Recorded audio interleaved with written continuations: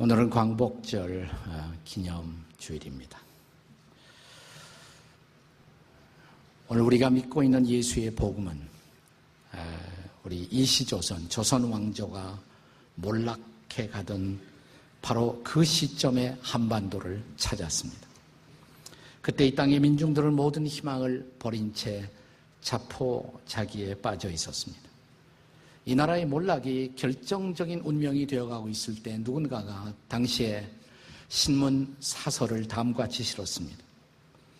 우리들에게 이제 남겨진 희망은 천주와 그 아들 예수 그리스도에게 있으니 그런즉 속히 경성에서 머리를 들고 생기를 내어서 일도 하고 희망을 품으며 나라를 위하여 살 것이니라. 일본에 의해서 나라의 자주권을 상실하던 합병전야, 애국자인 도산 안청호 선생은 다음과 같이 외쳤다고 합니다.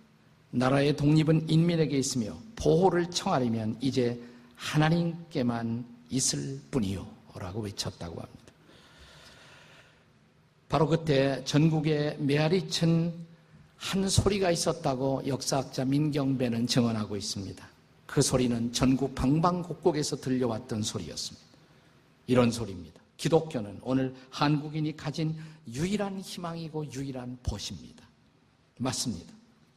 복음과 교회는 일제의 식민지가 된 그때 이 땅의 민중들에게 유일한 민족 희망의 근원지였습니다. 연해주의 독립운동 집회에서는 다음과 같은 글이 발표되었습니다.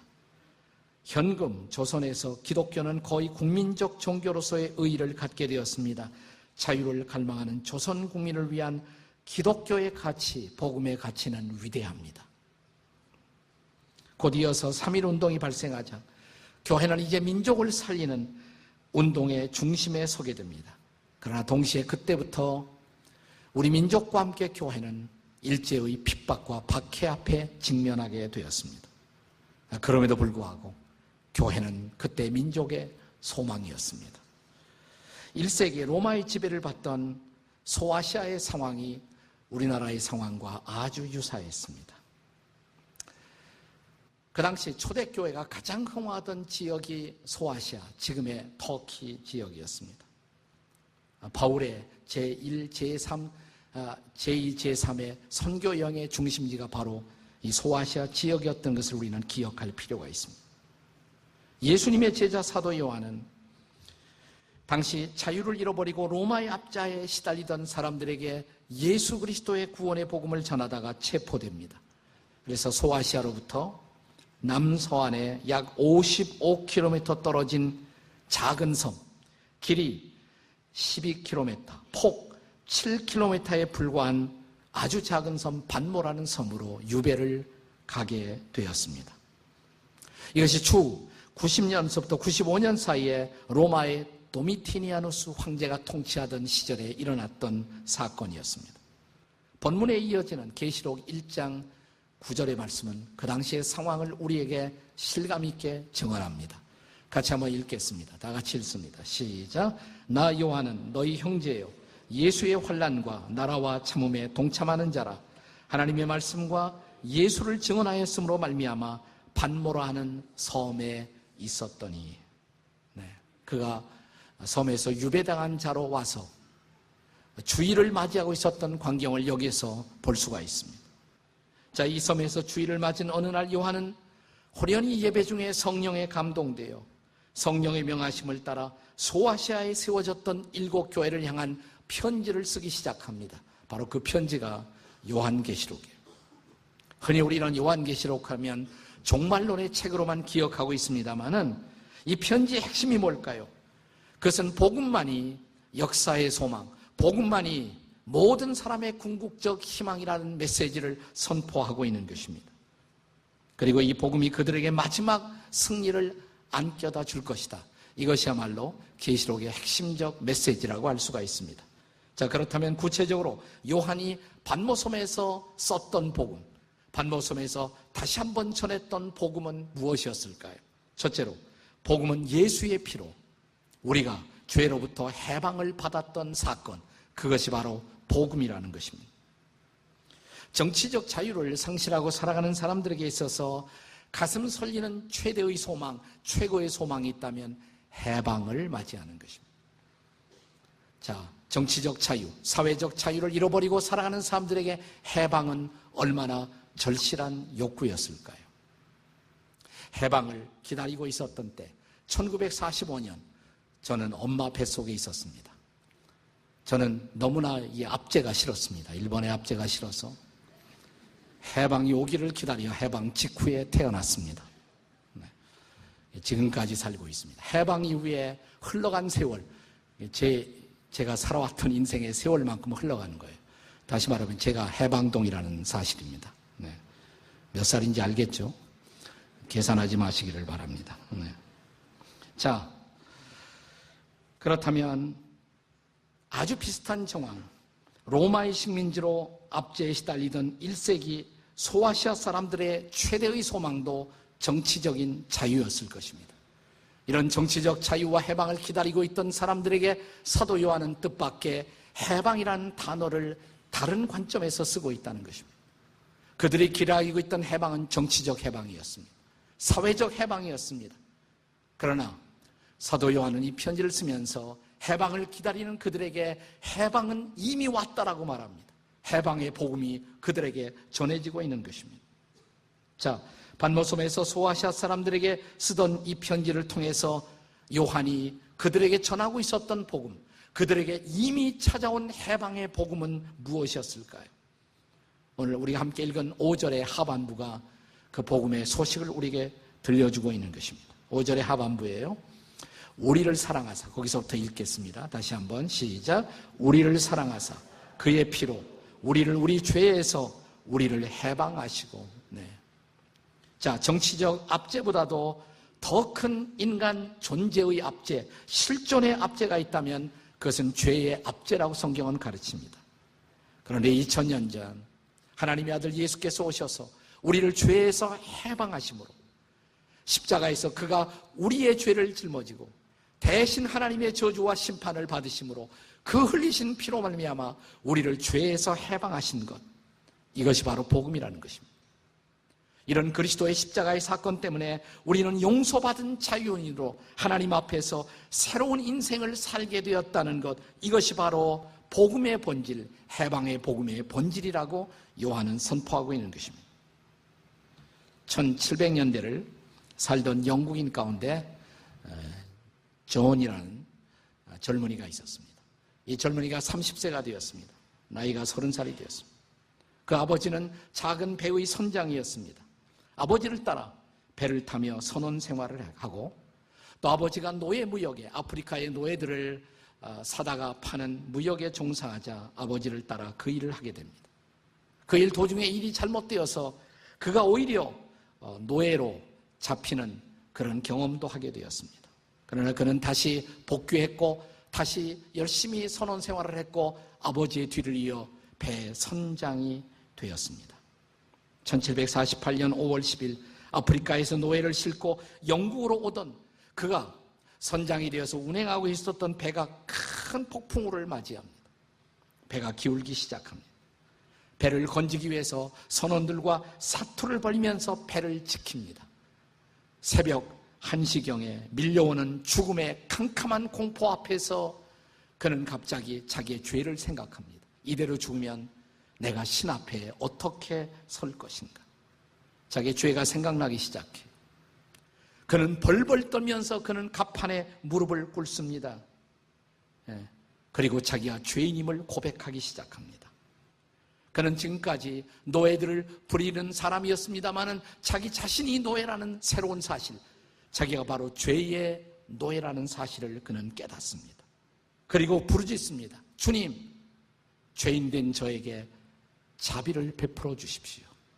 Oh God, have mercy upon me, sinner like me. 나 같은 죄인에게 자비를 베풀어 주십시오. 오 주님, 저에게 자비를 베풀어 주십시오. 이렇게 외칩니다. 94일생으로 살아난 그는 오랫동안의 노예 무역을 청산하고 그는 복음을 전하기 위한 사역자가 됩니다. 노예를 사고 팔던 사람이 복음을 전하는 사역자가 된 그 은혜를 깨닫자 그는 어느 날 가슴에 넘치는 감동을 이기지 못하고 붓을 들어 한 편의 노래를 탄생시킵니다. 전 세계 그리스도인들에게 사랑을 받는 유명한 복음성가 Amazing Grace가 탄생하는 순간이에요. 나 같은 죄인 살리신 주 은혜 놀라와 잃었던 생명 찾았고 광명을 얻었다. 그런데 영어 원문에 보면 조금 차이가 있습니다. 이렇게 시작됩니다. Amazing grace, how sweet the sound. 놀라우신 주 은혜, 얼마나 아름다운 소식인가. That saved a wretch like me. wretch라는 것은 이 비참하고 가치 없는 나 같은 사람을 구원하신 은혜예요. I was once lost, but now am found. 나는 한때 잃어버렸으나 이제 발견되었네. I was blind, but now I see. 나는 소경이었지만 이제 눈을 뜨고 보네. 존 뉴턴이 목사가 된 후에 평생의 복음 사역을 마무리할 무렵 그는 마지막 노후에 약간의 그 치매 증세를 앓게 됩니다. 그 곁에 있는 분들이 종종 이렇게 물었다고 합니다. 목사님 이거 생각나요? Do you remember? 목사님 이거 생각나요? 그때마다 존 뉴턴은 이런 말을 거듭 반복해서 했다고 합니다. 예, 기억해요. 두 가지는 확실히 기억해요. 하나는 저는 무서운 죄인이에요. 또 하나, 나 같은 죄인을 주님이 건져내시고 구원해 주셨어요. 그는 이 말을 늘 반복했다고 합니다. 그것이 복음이에요. 이것이 바로 복음으로 해방을 받은 사람의 고백인 것입니다. 이것이 바로 사도 요한이 patmos섬에서 편지로 다시 강조하고 있는 복음입니다. 바로 이것이 오늘 우리 시대가 다시 들어야 할 복음인 것입니다. 나는 여러분이 오늘 이 복음을 다시 듣게 되시기를 주의 이름으로 축원합니다. 자, patmos섬에서 요한이 쓰고 있는 복음, 이 복음의 정체는 뭘까요? 두 번째로 이 복음은 예수의 교회가 궁극적인 승리를 누리게 된다는 소식, 바로 그 사건인 것입니다. 복음의 시작은 우리가 죄로부터 해방된다는 사건입니다. 이것은 개인적인 사건이죠. 그러나 복음은 거기에서 머물지 않습니다. 한 걸음 더 나아갑니다. 이제 본문의 6절을 같이 읽겠습니다. 6절 다 같이 읽습니다. 6절 시작. 그의 아버지 하나님을 위하여 우리를 나라와 제사상으로 삼으신 그에게 그 다음에 영광과 능력이 세세토록 있기를 원하노라. 아멘. 자, 주님은 우리를 구원하는 데서 그치지 않고 아버지 하나님을 위하여 우리로 나라를 삼아주셨다. 하나님 나라 백성을 삼아주셨다 이 말이에요. 그 다음은 제사장으로 삼아주셨다. 나라와 제사장으로. 제사장이 누굽니까? 제사장은 하나님과 사람 사이에 중보자의 역할을 하던 사람입니다. 백성들이 용서받도록, 백성들이 하나님의 영광을 볼 수 있도록, 백성들이 하나님의 능력을 경험할 수 있도록 백성들을 하나님 앞으로 인도하는 역할을 하는 제사장, 하나님은 나를 그 제사장으로 삼아주셨다. 개인적으로 나를 용서하시고 구원하는 데서 끝나지 않고 이제 나를 통해서 다른 사람들이 하나님의 영광을 볼 수 있도록 사람들을 주께로 인도하는 사역자로 나를 삼아주셨다, 이 선언이에요. 그리고 이 하나님 나라의 중심 공동체라고 할 수 있는 예수의 몸된 교회의 일꾼을 삼아주셨다는 것입니다. 이 교회는 복음을 전하는 유일한 공동체인 것입니다. 그래서 사도 요한은 이 외로운 patmos섬에서 유배의 삶을 살면서도 한 가지를 분명히 믿었습니다. 교회가 살아있는 한 소망은 계속될 것이라고. 그래서 그는 저 바다 건너편에 소아시아 지역에 있는 7교회를 생각하고 바라보면서 7교회를 향한 편지를 쓰게 됩니다. 자, 요한계시록 1장 10절과 11절이에요. 같이 읽습니다. 1장 10절 11절 시작. 주의 날에 내가 성령에 감동되어 내 뒤에서 나는 나팔 소리 같은 큰 음성을 들으니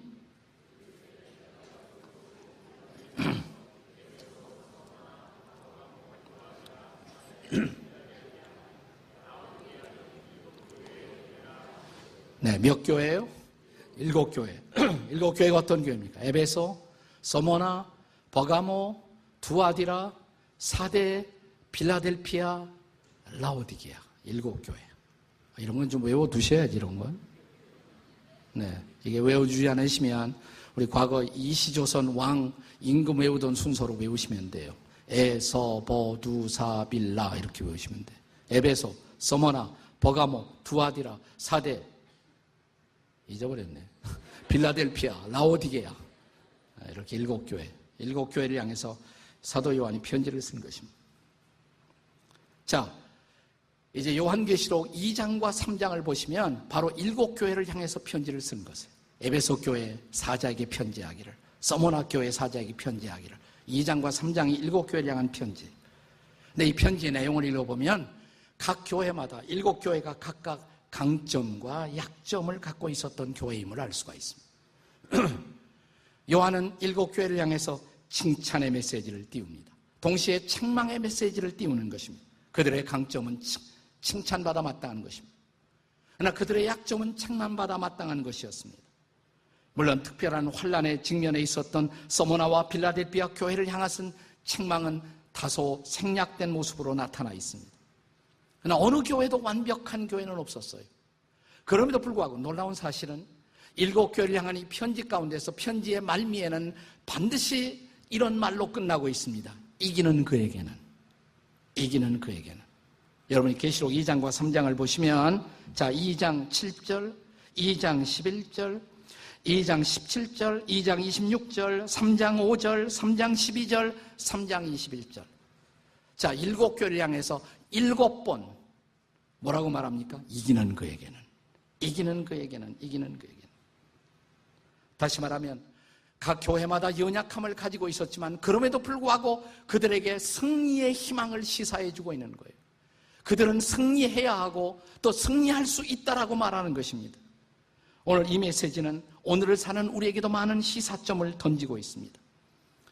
오늘의 한국교회, 특별히 개신교의 현실을 보면 과연 교회가 이 땅에 이 역사의 희망이 한 번도 될 수가 있을까? 그 대답은 매우 비관적일지 모릅니다. 그럼에도 불구하고 사랑하는 여러분, 이 질문은 결코 새로운 질문은 아니라는 사실을 기억할 필요가 있습니다. 그 당시에도 똑같은 질문이 있었을 것입니다. 제가 자주 드리는 이야기입니다마는 영국에 살았던 유명한 설교의 왕자 스폴전에게 어느 날 한 젊은이가 와서 이런 질문을 던집니다. 목사님, 저는 교회 앞에 지쳤습니다. 교회의 현실 앞에, 교회의 많은 문제 앞에 저는 지쳤습니다. 더 이상 교회 나가고 싶지 않습니다. 그러나 목사님이 혹시 제가 실망하지 않을 그런 교회, 완벽한 교회를 추천해 주신다면 제가 아직은 포기하지 않겠습니다. 혹시 그런 교회를 소개해 주실 수가 있으시는지요? 완벽한 교회라. 잠시 생각한 스폴전은 이 젊은 청년에게 이렇게 말합니다. 형제여, 자네가 좀 열심히 찾아보시오. 그 완벽한 교회를. 그리고 찾거든 나에게도 꼭 알려주시오. 나도 그 교회의 멤버가 될 것이오. 그러나 한 가지 충고할 것이 있어. 당신이 그런 교회를 찾거든 자네는 결코 그 교회의 멤버가 되지 마시오. 왜요? 그러니까 자네가 끼면 그날부터 교회의 완벽함은 깨질 테니까 말이야. 문제를 가지고 있는 우리가 형성하는 공동체는 언제나 문제를 동반할 수밖에 없어요. 자, 교회도 마찬가지입니다. 그럼에도 불구하고 교회는 승리로운 공동체가 될 수가 있는가? 사도 요한은 그렇다고 대답하는 것입니다. 그것은 교회가 전혀 문제가 없기 때문이 아니라 우리가 겪을 수 있는 문제에도 불구하고 이 문제를 극복할 수 있는 성숙함이 우리에게 있다면, 그것을 극복해낼 수 있는 거룩한 성화됨이 있다면 교회는 다시 한번 희망이 될 수가 있다는 것입니다. 그들이 바로 계시록 2장, 3장에 묘사된 이기는 자들의 모습. 교회마다 연약함이 있지만 그러나 교회 안에 살아있는 성도들, 살아있는 이기는 자들, 그들이 바로 희망이라는 것입니다. 이런 이기는 자들이 존재하는 한 우리의 연약함과 부족함에도 불구하고 교회는 여전히 세상의 희망이 될 수가 있다는 것입니다. 계시록 3장 4절 이하 5절의 말씀을 보겠습니다. 한번 같이 읽어요. 다 같이 시작. 그러나 사대에 그 옷을 더럽히지 아니한 자 몇 명이 내게 있어 흰 옷을 입고 나와 함께 다니리니 그들은 합당한 자인 연고라. 5절 이기는 자는 이와 같이 흰 옷을 입을 것이요. 네, 여기 몇 명이라는 단어를 주목해 보세요. 교회가 전체적으로 취약하고 어렵다고 할지라도 만약 그 교회 안에 몇 명의 살아있는 성도들이 있다면, 몇 명의 흰옷을 입은 성도들, 거룩한 성도들, 그리고 나와 함께 다니는 성도들, 자신의 연약함을 극복하고 성화를 이루어가며 주님과 더불어 동행하는 성도들이 있다면 그들 때문에 교회는 승리할 것이라는 것입니다. 저는 일제의 암울한 시대에 하나님이 한국 초대교회 안에 두셨던 하나님의 사람들 몇 사람, 길선주, 주기철, 손양원, 조만식, 이상재, 나는 이 사람들을 보시고 하나님이 한국교회의 등불을 끄시지 않았다고 믿습니다. 그리고 이런 사람들이 오늘 다시 존재할 수 있다면 아직 우리는 절망할 필요가 없습니다.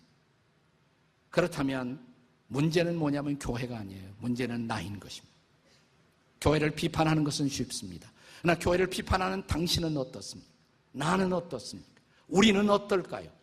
나는 성숙하고 있습니까? 나는 거룩한 성화의 흰옷을 입고 있습니까? 하나님과 진실로 동행하고 있습니까? 내가 살아있다면 교회가 살 것입니다.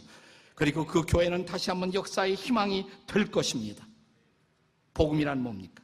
복음이라는 것은 바로 예수님의 교회가 가지고 있는 연약함에도 불구하고 마지막 승리의 공동체로 서리라는 희망, 이것이 복음인 것을 믿으시기 바랍니다. 반모섬에서 전한 복음, 세 번째로 복음은 예수님의 다시 오심으로 마침내 새로운 세상이 이 땅에 임한다는 소식입니다. 예수님의 다시 오심, 재림이라고 그러죠. 그의 재림을 통해서 마침내 새로운 세상이 이 땅에 임할 것이라는 뉴스인 것입니다. 본문의 7절에 보면 사도 요한은 볼지어다 그가 구름을 타고 오시리라 라고 선포하십니다. 그리고 8절에 보면 주 하나님이 이르시되 나는 알파요 오메가라. 알파는 처음이란 말이죠. 오메가는 마지막. 역사를 시작하신 분이 역사의 완성자가 될 것이라는 선언이십니다. 하나님은 결코 역사를 미완성의 숙제로 남겨두시지 않는다는 것, 그분이 끝내신다는 것, 그분이 완성하신다는 것, 역사의 부조리, 역사의 혼란, 역사의 모순, 우리가 역사의 모순을 보면서 하나님 정말 살아계시나요? 이렇게 묻고 싶지만 하나님은 이렇게 말씀하십니다. 조금 더 기다려보라고. 역사는 그분의 의도대로 완성된다는 것. 나는 알파요, 나는 오메가라. 그분이 다시 오신다는 것. 이것이 소망이라는 것입니다. 그분이 오시는 그날, 그분을 거절했던 사람들에게 그날은 심판의 날이 될 것입니다. 나 그를 기다리는 사람들에게 그것은 역사 완성의 거룩한 승리의 날이 될 것입니다. 자, 그날의 위대한 승리의 선포를 이제 들어보십시오. 계시록 11장 15절의 말씀입니다. 계시록 11장 15절 다 같이 읽습니다. 시작. 일곱째 천사가 나팔을 불매 하늘에 큰 음성들이 나서 이르되 세상 나라가 우리 주와 그의 그리스도의 나라가 되어 그가 세세토록 왕노릇 하시리로다 하니. 아멘. 세상 나라가 그냥 세속적인 나라로 끝나는 것이 아니라 그리스도의 나라로 바뀐다고. 그리스도의 킹덤이 올 것이라고. 주가 친히 다스리시고 통치하는 역사의 완성이 우리를 기다리고 있다는 사실입니다. 역사는 어떻게 완성될까요? 그건 계시록 마지막 장에 보면 기록돼요. 마지막 2장. 요한계시록 21장을 보면, 자, 21장 1절은 이런 말로 시작됩니다. 내가 새 하늘과 새 땅을 보니 하늘이 새로워졌습니다. 땅이 새로워졌습니다. 그리고 계시록 21장 4절에 보면 그날 하나님께서 자기 백성들의 눈물을 씻어주신다.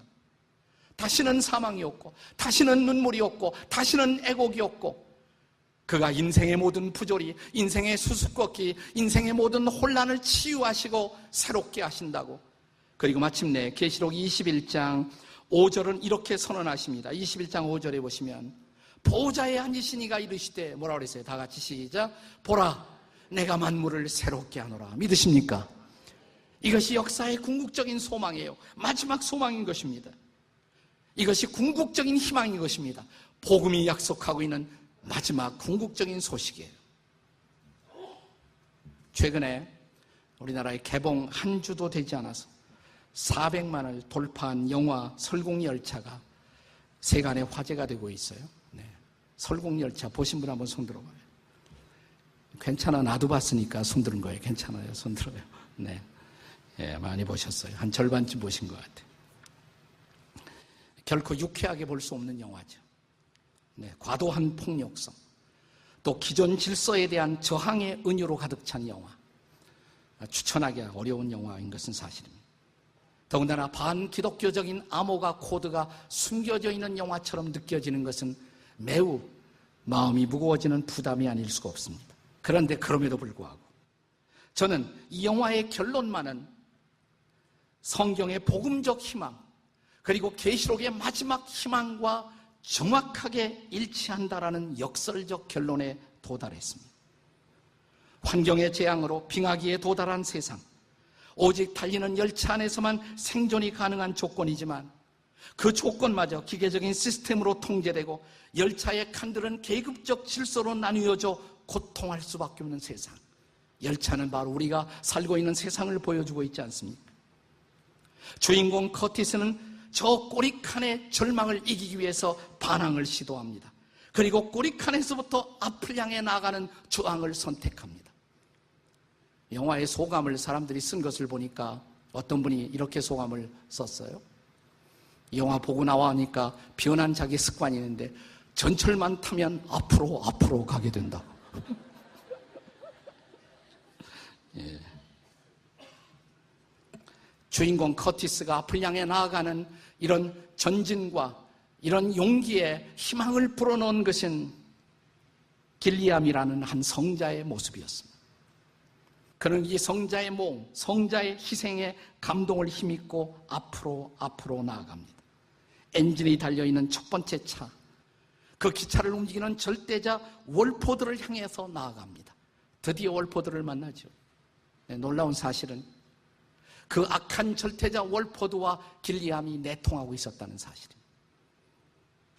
자기의 희망이 배신당하는 처절한 순간. 그렇습니다. 어쩌면 우리가 이 땅에서 걸고 있는 모든 희망, 모든 선한 모범들도 우리를 배신할 수 있다는 철저한 세상의 모습, 그것은 성경이 그리는 세상의 모습과 별로 다르지 않다는 것입니다. 희망은 거기에 있지 않습니다. 희망은 길리암도 아니에요. 희망은 월포드도 아닙니다. 희망은 열차를 깨는 것입니다. 드디어 열차를 깨고 바깥으로 나왔습니다. 기차 바깥으로 나온 요나. 소년의 이름이 요나죠? 요나. 왜 하필이면 요나일까요? 네. 물고기 뱃속에서 나와 새로운 세상을 맞이한 요나를 그리는 은유가 있었을지 모릅니다. 요나가 나왔어요. 모자를 벗죠. 생각 안 나요? 숨이 쉬어져요. 네. 그리고 또 다른 생존자, 어린 소녀 꼬마. 이 둘은 빙하기가 끝나가는 새로운 세상의 아담과 해와가 되어 새로운 하늘, 새로운 땅을 바라보며 새로운 시작을 시작합니다. 거기에는 인간 이외의 생물을 대표하는 북극곰이 또한 살아 있었습니다. 어떤 사람은 북극곰에게 이 소녀가 잡아먹힐까봐 그것이 마지막 소감이라고 남긴 사람도 있더라고요. 우리 마누라도 걱정했다고 그러는데. 그게 영화를 제대로 감상할 수 있는 철학이 있는 사람과 그렇지 않은 사람의 결정적인 차이라고 할 수가 있습니다. 네. 이 북극곰이 살아있었다는 것은 저는 이 장면에서 아마 작가도 의도하지 않았고 감독도 의도하지 않았을지 모르지만 이것은 성경이 그리고 있는 마지막 새하늘 새 땅의 모습과 정확하게 일치하는 놀라운 모습이라고 생각했어요. 성경이 그리는 마지막 세상이 어떤 세상인 줄 아세요? 이리와 어린 양이 함께 살고 송아지와 어린 사자가 함께 놀고 젖 먹는 아이가 독사의 구멍에서 장난해도 해됨이 없는 세상. 이 성경을 안다면 북극곰에게 잡아먹힐까 봐 걱정할 필요가 하나도 없단 말이죠. 네. 모든 것이 사라진, 죄와 악이 사라진, 그리고 모든 것이 새로워진, 그리고 새롭게 출발할 수 있는 새로운 세상을 하나님이 준비하셨다는 희망, 이것이 복음이 그려주고 있는 마지막 궁극적인 희망인 것입니다.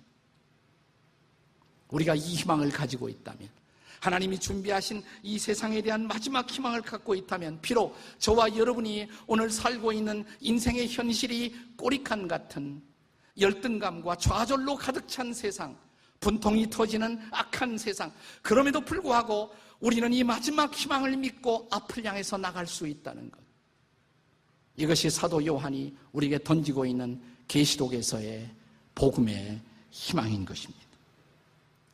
나는 여러분이 이 복음을 붙들게 되시길 주의 이름으로 축원합니다. 이 복음이 있다면 우리는 절망할 필요가 없습니다. 우리도 앞을 향해서 나갈 수가 있습니다. 칼과 도끼를 가질 필요가 없습니다. 우리는 공의와 사랑을 붙들고, 아니 복음을 붙들고 우리는 앞을 향해 나갈 수가 있습니다. 이것이야말로 다시 오실 예수님을 통해서 기대할 수 있는 복음의 궁극적인 희망인 것을 믿으시기를 바랍니다.